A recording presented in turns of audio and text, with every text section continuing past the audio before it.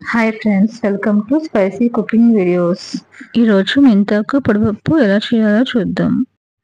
ముందుగా ఒక పెద్ద గ్లాస్ నిండుగా కందిపప్పుని తీసుకోవాలి. ఇప్పుడు ఈ కందిపప్పుని ఒక గిన్నెలో వేసుకుని నీళ్ళతో శుభ్రంగా కడిగి ఉంచుకోవాలి. ఇప్పుడు ఒక 2 పెద్ద గ్లాసుల నిండుగా మెంతి ఆకులను తీసుకోవాలి. ఇప్పుడు ఈ మెంతి ఆకుల్ని ఒక గిన్నెలో వేసుకుని దీన్ని కూడా నీళ్ళతో శుభ్రంగా కడిగి ఉంచుకోవాలి. ఇప్పుడు ఒక కుక్కర్ గిన్నె తీసుకుని దానిలో కందిపప్పు, మెంతాకు కూడా వేసి ఇప్పుడు ఒక పెద్ద గ్లాసుతో నీళ్ళు తీసుకుని ఆ నీటిని కుక్కర్ గిన్నెలో పోయాలి. ఇప్పుడు మళ్ళీ ఇంకో సగం గ్లాస్ నీళ్ళు తీసుకుని ఆ నీటిని కూడా కుక్కర్ గిన్నెలో పోయాలి. నేను ఒక గ్లాస్ కందిపప్పుకి 1.5 గ్లాస్ నీళ్ళు తీసుకున్నాను. పప్పు ఇంకా పొడిగా కావాలనుకుంటే ఒక గ్లాస్ కందిపప్పుకి 1 గ్లాస్ నీళ్ళు తీసుకోండి. ఇప్పుడు ఒక పావు టేబుల్ స్పూన్ పసుపు వేసుకోవాలి. ఇప్పుడు దీన్ని మొత్తం అంతా కలిసేలా ఒకసారి కలుపుకోవాలి. తర్వాత కుక్కర్ మూత పెట్టి 2 విజిల్స్ రానిచ్చి స్టవ్ ఆఫ్ చేసుకోవాలి. ఒక 10 నిమిషాల తర్వాత కుక్కర్ మూత తీసి ఉడికి ఉన్న పప్పులో 1 టేబుల్ స్పూన్ ఉప్పు వేసుకోవాలి.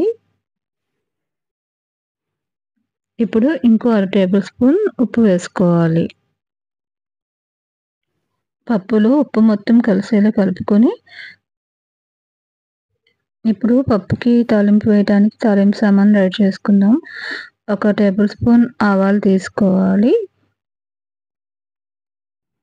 అలాగే ఇంకొక 2 టేబుల్ స్పూన్స్ జీలకర్ర తీసుకోవాలి. ఇప్పుడు ఒక 10 వెల్లుల్లి రెబ్బలు తీసుకుని వాటిని కొద్దిగా దంచి ఉంచుకోవాలి. ఇప్పుడు ఒక 10 మిరపకాయలు తీసుకుని వాటిని చిన్న చిన్న ముక్కలుగా తెంపుకుని ఉంచుకోవాలి. ఇప్పుడు ఒక చిన్న తాలింపు గిన్నె ఒకటి తీసుకుని ఆ గిన్నె నిండా కరివేపాకు ఆకులు వేసి ఉంచుకోవాలి. ఇలా తాలింపు దినుసులు మొత్తం రెడీ చేసి ఉంచుకోవాలి. ఇప్పుడు ఒక పెద్ద గ్లాస్ తీసుకుని దానిలో సగం నూనె పోసుకుని ఉంచుకోవాలి. ఇప్పుడు గ్యాస్ స్టవ్ వెలిగించి దాని మీద తాలింపు వేసుకునే గిన్నె పెట్టి ఆ గిన్నెలో ఇందాక రెడీ చేసి ఉంచుకున్న ఆయిల్ వేసుకుని ఆయిల్ కాసేపు కాగిన తర్వాత ఇందాక రెడీ చేసుకున్న తాలింపు దినుసులు మొత్తం ప్లేట్ని తెచ్చుకోవాలి. నూనె కొంచెం వేగిన వెంటనే ఇందాక దంచి ఉంచుకున్న వెల్లుల్లి రెబ్బల్ని వేసి వెల్లుల్లి రెబ్బల్ని కొంచెం బాగా వేగనివ్వాలి. వెల్లుల్లిపాయలు బాగా వేగిన తర్వాత ఇందాక రెడీ చేసి ఉంచుకున్న 2 టేబుల్ స్పూన్స్ జీలకర్రని నూనెలో వేసుకోవాలి. జీలకర్ర కొద్దిగా వేగగానే ఆవాలు కూడా వేసేసుకోవాలి. ఇప్పుడు వీటిని ఒకసారి గరిటెతో కలుపుకోవాలి.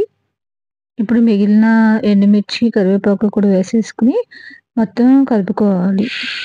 తాలింపు మొత్తం వేగిన తర్వాత ఈ తాలింపుని తీసుకెళ్ళి ఉడికించి ఉంచుకున్న పప్పులో వేసుకోవాలి.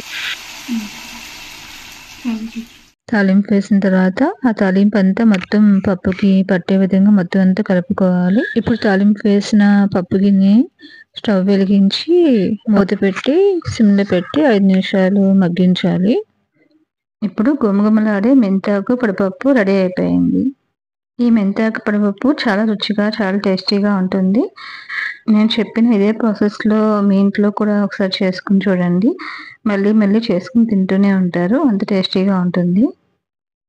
ఈ మెంతాకు పొడిపప్పుని మీ ఇంట్లో కూడా చేసుకొని ఎలా ఉందో కామెంట్లో చెప్పండి. ఈ వీడియోని మీ బంధువులకి, మీ ఫ్రెండ్స్కి, మీకు తెలిసిన వారికి అందరికీ షేర్ చేయండి.